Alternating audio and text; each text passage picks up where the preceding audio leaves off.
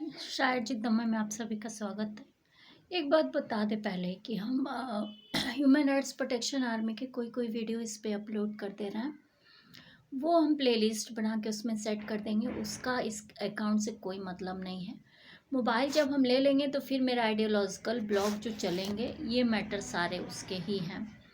इस अकाउंट्स पे सिर्फ़ और सिर्फ मेरी रोज़ लिखी हुई शायरीज़ या पूर्व में लिखी हुई शायरीज़ ही अपलोड होंगे, जो हम लिखते ही रहते हैं और लिखते भी रहेंगे। इसके पहले भी हम लिखते ही थे।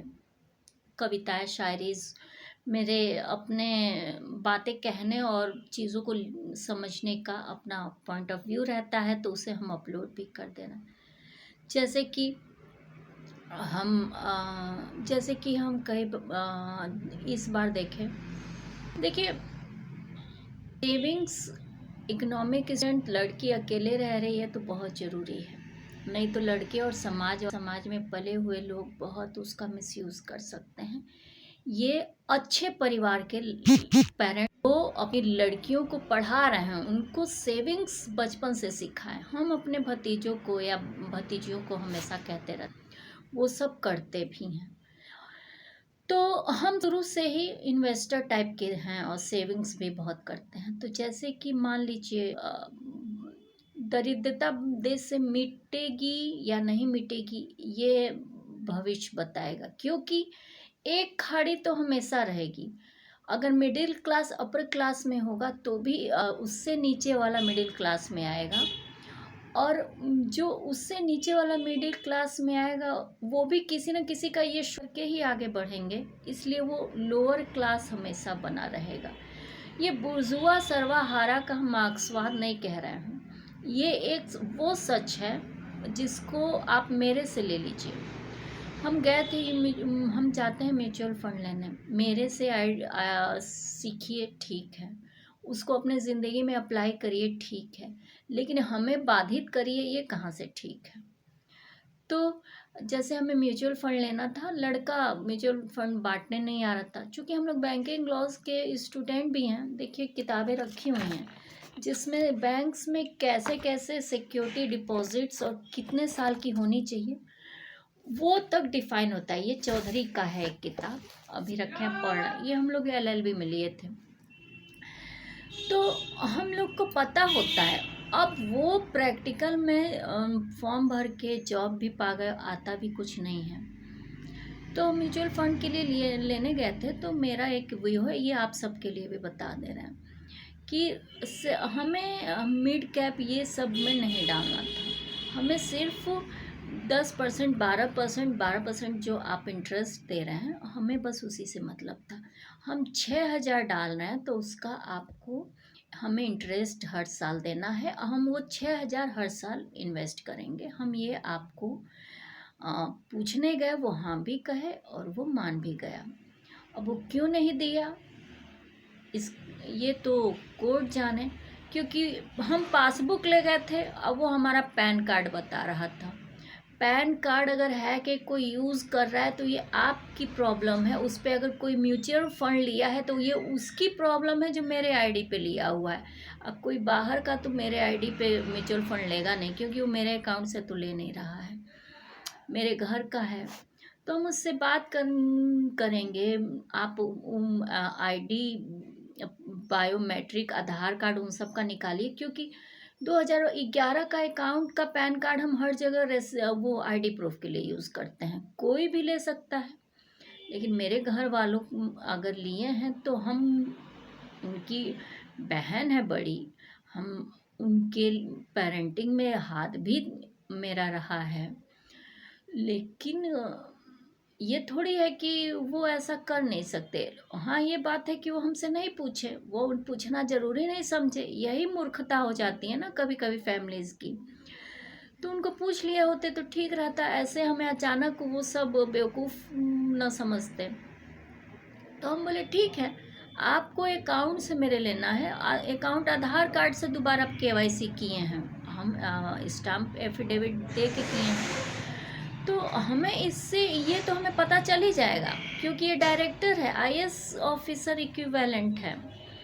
मेरा सबसे छोटा वाला भाई जो केवाईसी कराने में मेरी मदद किया, वो खुद सॉफ्टवेयर इंजीनियर है और आईएएस में 3 या 4 बार मेंस में बैठा। कोविड शुरू हो गया, इस वजह से वो मतलब आगे नहीं कर पाया, अलग बात है, लेकिन वो टैलेंटेड तो वो उतना ही है, सॉफ्टवेयर इंजीनियर भी है।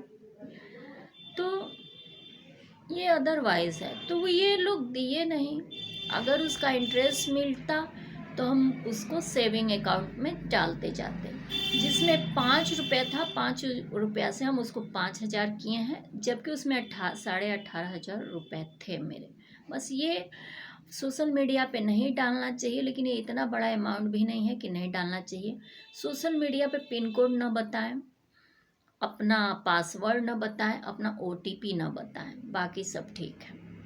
कितना था क्या था उसकी सेविंग्स, और जब भी खोलिए बायोमेट्रिक खोलिए, थंब इम्प्रेशन भी लगाइए।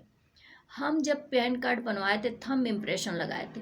ये जो बनते हैं ना एम्प्लॉयज़ सी ग्रेड के, बी ग्रेड के, इनके पास नॉलेज नहीं रहता है, तो अपना नॉलेज खुद रखिए। ये टाइम आपका वेस्ट बहुत करते हैं। जैसे हम इतनी बार जा रहे हैं ना, मेरा टाइम बहुत वेस्ट किए हैं। सब कोड दिलवाएगा इस टाइम का हर जाना, मतलब हमसे तो काफ़ी परेशानी किए हैं सब। और ऊपर से हमें एडॉप्शन करना है, हमें दिखाना है अपना इकोनॉमिक वो स्ट्रेंथ। ये हमारा अकाउंट 2011 का खुला है, म्यूचुअल फंड ले नहीं रहे हैं, ये मेरा इकोनॉमिक जस्टिस भी डिस्टर्ब कर रहे हैं। आपको तो अकाउंट से मेरे लेना था, अकाउंट में मेरे पैसा था, आप उसका लीजिए, म्यूचुअल फंड हमें दीजिए, नहीं दिया। अब उस अकाउंट का हम जो इंटरेस्ट रहता है उसमें डालते जाते, बाकी खर्चे हम देखते रहते हैं। अब वो नहीं दिया तो अलग बात है, कोर्ट देखेगा। तो मिटाकर दूसरों को, इसमें मेरे भाइयों का कोई वो नहीं है। अगर जहाँ भाइयों का हाथ आता है तो हम हाथ उठा लेंगे कि हाँ ठीक है, मैंने कहा है, मेरा कंसेंट है। उन पे वो नहीं होना चाहिए। फॉल्ट तो म्यूचुअल फंड डिस्ट्रीब्यूटर का है, वो किसी के कहने पे हमें लेने नहीं दिया। तो सज़ा, आप पोस्ट पे रह के किसी के दबाव में आके आप अपने कस्टमर को डिस्टर्ब कर रहे हैं, तो आपको तो मिलेगा सज़ा, आप खाएंगे सज़ा, क्योंकि आपने अपने ड्यूटी को नहीं निभाया है। मिटाकर दूसरों को घर का घर अपना सजाते हैं लोग। मेरे आबाद सी ज़िंदगी को खुद ही बर्बाद करते हैं, और फिर इल्ज़ाम हम पर खुद की बर्बादी का लगाते हैं लोग। कहते हैं मेरी बात मान लेती तो ये ना होता, कहते हैं मेरी बात मान लेती तो ना होता।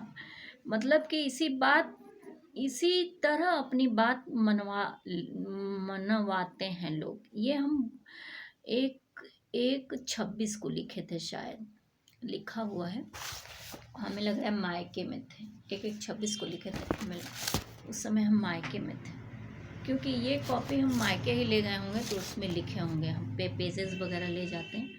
मेरे कहने का मतलब है कि इसी तरह आपको मजबूर करके लोग अपना गलत काम करवा लेते हैं, और ऐसी नौबत न आए तो इस तरह के बैंक एम्प्लॉयज़ को भी पनिश कीजिए। कोर्ट से मेरा खास अनुरोध है कि वो किसी के प्रेशर में आके किसी का इकोनॉमिक जस्टिस प्रभावित न करें। यहाँ पे लॉ और रूल्स दोनों तोड़े गए हैं। तो वो लोग नहीं दिए तो हम कहीं वो सेविंग अकाउंट तो मेरे बाबूजी का खुलवाया हुआ, वो मेरे बाबूजी का हमेशा आशीर्वाद के रूप में रहेगा। भले वो 60,000 रुपया हमें पोस्ट ऑफिस से ही निकलवा कर मेरे लिए जमा किए थे, तो उसमें अकाउंट खुलवाए थे मेरा 2011 का। उस समय हम एक शादी तोड़ दिए थे, वो शायद मन ही मन बहुत परेशान थे हमारे भविष्य को लेकर। तो वो सेविंग अकाउंट मेरा इसलिए खुलवाए होंगे ना कि वो बढ़ता जाएगा, हमको इंटरेस्ट उसका मिलता रहेगा। इकोनॉमिक हम किसी पे डिपेंड नहीं रहेंगे, किसी के आगे हाथ नहीं फैलाएंगे।